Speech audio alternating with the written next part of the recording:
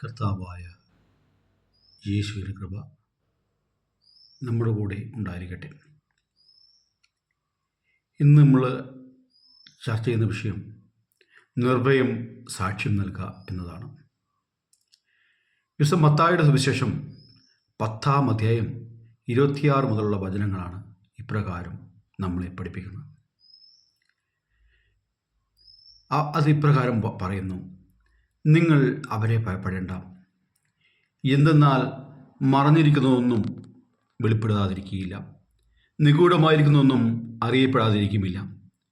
അന്ധകാരത്തിൽ നിങ്ങളോട് ഞാൻ പറയുന്നവ പ്രകാശത്തിൽ പറയുവിൻ, ചെവിയിൽ മന്ത്രിച്ചത് പുരമുകളിൽ നിന്ന് ഘോഷിക്കുവിൻ. ശരീരത്തെ കൊല്ലുകയും ആത്മാവിനെ കൊല്ലാൻ കഴിവില്ലാതിരിക്കുകയും ചെയ്യുന്നവരെ നിങ്ങൾ ഭയപ്പെടേണ്ട, മറിച്ച് ആത്മാവിനെയും ശരീരത്തെയും നരകത്തിന് ഇരയാക്കാൻ കഴിയുന്നവനെ ഭയപ്പെടുവിൻ. ഒരു നാണയത്തുடன் 2 കുരുവികൾ വിൽക്കപ്പെടുന്നില്ലേ? നിങ്ങളുടെ പിതാവിൻ്റെ അറിവ് കൂടാതെ അവയിൽ ഒന്നുപോലും നിലംപതിക്കുകയില്ല. നിങ്ങളുടെ തലയിലെ ഓരോ മുടിയഴുകും എണ്ണപ്പെട്ടിരിക്കുന്നു. അതിനാൽ ഭയപ്പെടേണ്ട, നിങ്ങൾ അനേകം കുരുവികളെക്കാൾ വിലയുള്ളവരാണല്ലോ. മനുഷ്യരുടെ മുമ്പിൽ എന്നെ ഏറ്റുപറയുന്നവനെ എൻ്റെ സ്വർഗസ്വനായ പിതാവിന് മുമ്പിൽ ഞാനും ഏറ്റുപറയും. മനുഷ്യരുടെ മുമ്പിൽ എന്നെ തള്ളിപ്പറയുന്നവനെ എൻ്റെ സ്വർഗസ്വനായ പിതാവിന് മുമ്പിൽ ഞാനും തള്ളിപ്പറയും. ഈ വചനഭാവം വരുന്നത് യേശു ശിഷ്യന്മാരെ കർത്താവിൻ്റെ സുവിശേഷം അറിയിക്കുന്നതിന് വേണ്ടി അയച്ചതിന് ശേഷം അവിടെയുള്ള ആ ആരോപണങ്ങൾ എന്ന് പറഞ്ഞാൽ ആ പ്രതികരണങ്ങൾ, അതിൽ പേടിച്ച് പകച്ച് മുന്നോട്ട് വരാണ്ടിരിക്കാൻ ധൈര്യമായിട്ട് സുവിശേഷം പ്രസംഗിക്കുന്നതിന് വേണ്ടിയുള്ള ഉപദേശമാണ് ഈ പാഠഭാഗത്തിൽ കാണുന്നത്, ഈ വചനഭാഗത്തിൽ കാണുന്നത്. നിങ്ങൾ എന്താണ് മനസ്സിലാക്കുന്നത്? നമ്മൾ ഭയപ്പെടേണ്ട, മറഞ്ഞിരിക്കുന്നതൊന്നും വെളിപ്പെടുത്താതിരിക്കുകയില്ല, നിഗൂഢമായിരിക്കുന്നതും അറിയപ്പെടാതിരിക്കുകയില്ല. നമ്മൾ എത്ര മൂടി വെച്ചാലും കർത്താവായ യേശു ക്രിസ്തു ദൈവമാണെന്നുള്ള കാര്യം എല്ലാ മനുഷ്യരും അറിയും.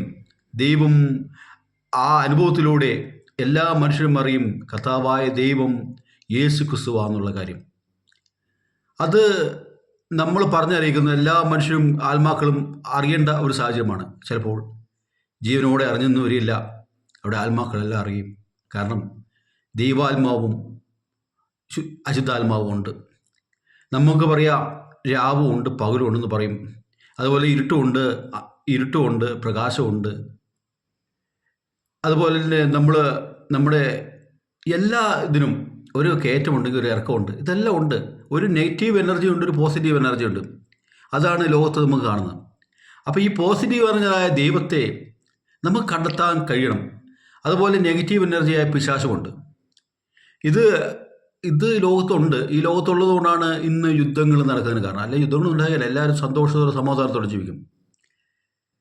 കർത്താവിൻ്റെ സുവിശേഷം, ഈ വചനഭാഗത്തിൽ പറയുന്നത് കർത്താവിൻ്റെ സുവിശേഷം നന്മ, നീതി, സത്യം, സ്നേഹം, സഹോദര്യം, ക്ഷമ, അനുകമ്പ, ഈ എല്ലാ ഗുണങ്ങളും, ഇതാണ് ദൈവത്തിൻ്റെ ഗുണങ്ങൾ, ദൈവിക ഗുണങ്ങൾ.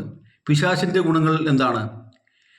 ദുഷ്ടത, വർഗീയത, ദുഷ്പ്രേരണ, കൊലപാതകം, ഇതല്ല ഈ ദുശ്ചിന്ത, മറ്റുള്ള ദ്രോഹിക്കുക എന്നുള്ള വിചാരങ്ങൾ, ഇതൊക്കെയാണ് പിശാചിൻ്റെ ചിന്തകൾ. ഇവിടെ കർത്താവായ ക്രിസ്തുവിൻ്റെ ദൈവത്തിൻ്റെ ചിന്തകളാണ് നമ്മൾ പഠിക്കേണ്ടത്. അതാണ് സമൂഹത്തെ പഠിപ്പിക്കേണ്ടത്. കർത്താവിൻ്റെ ചിന്തകൾ പഠിപ്പിക്കുമ്പോൾ സമൂഹം സന്തോഷത്തിലും സഹവർത്തിത്തിലും സമാധാനത്തിലും ജീവിക്കും. ഇവിടെ ഓരോ മനുഷ്യൻ്റെയും മുടിനാടിടകൾ പോലും എണ്ണപ്പെട്ടിരിക്കുന്നു എന്ന് പറയുന്നു. ദൈവം മാത്രം എല്ലാവരെയും അറിയുന്നു. സർവ്വപാലകനാണ്, എല്ലാം അറിയുന്നവനാണ്. ദൈവത്തിന് ആരുടെയും സഹായം ദൈവത്തിന് വേണ്ട.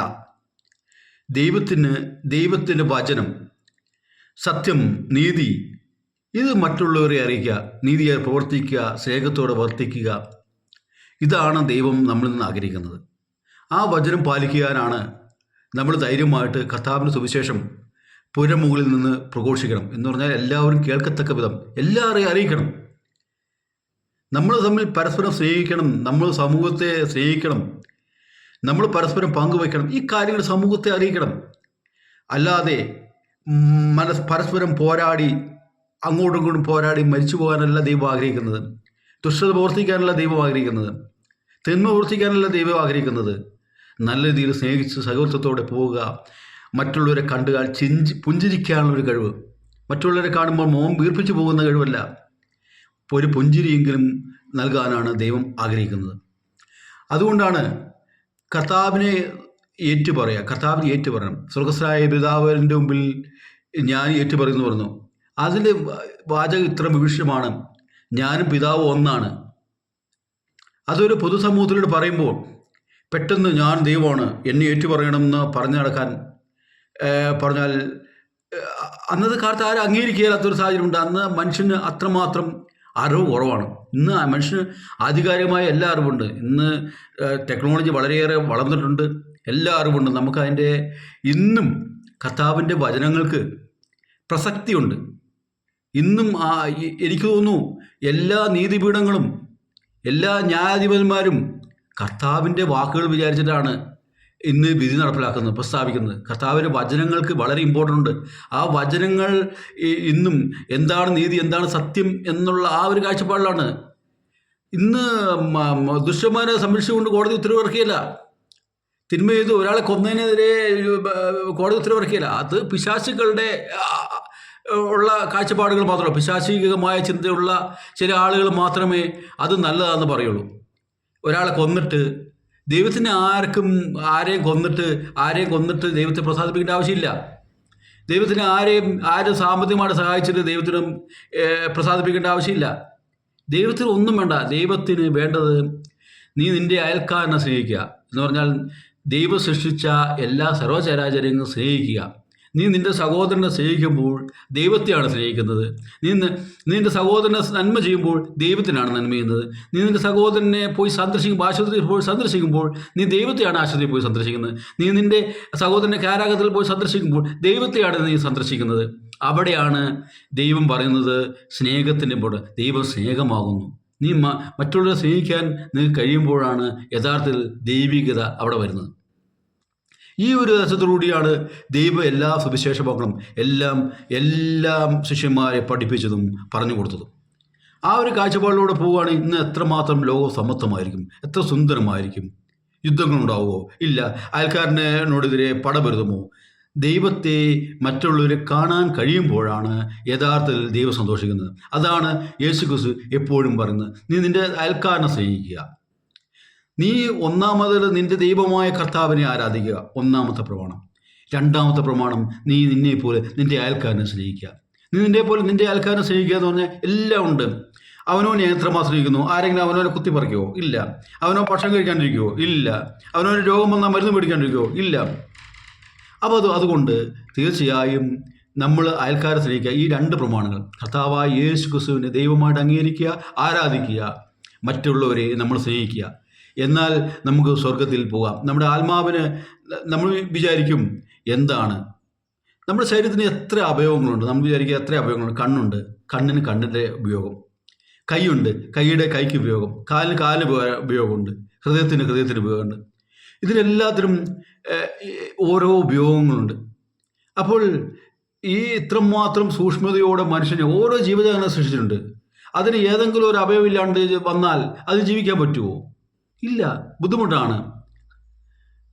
കയ്യോ കാലോ ഇല്ലാണ്ട് വന്നാൽ ജീവിക്കും എന്നല്ലാണ്ട് ആ ഒരു മനുഷ്യൻ്റെ അല്ലെങ്കിൽ ഒരു ജീവിയുടെയോ രീതിയിൽ പോകാൻ പറ്റുമോ? ഇല്ല. അപ്പം അതുകൊണ്ട് ദൈവം തന്ന എല്ലാ അനുഗ്രഹങ്ങളും ഓർത്ത് നമുക്ക് ദൈവത്തിന് നന്ദി പറയാം. നമുക്കിന്ന് എത്രമാത്രം അനുഗ്രഹം ദൈവം തന്നിട്ടുണ്ട്, അതിനോർത്ത് നമുക്ക് ദൈവത്തിന് നന്ദി പറയാം.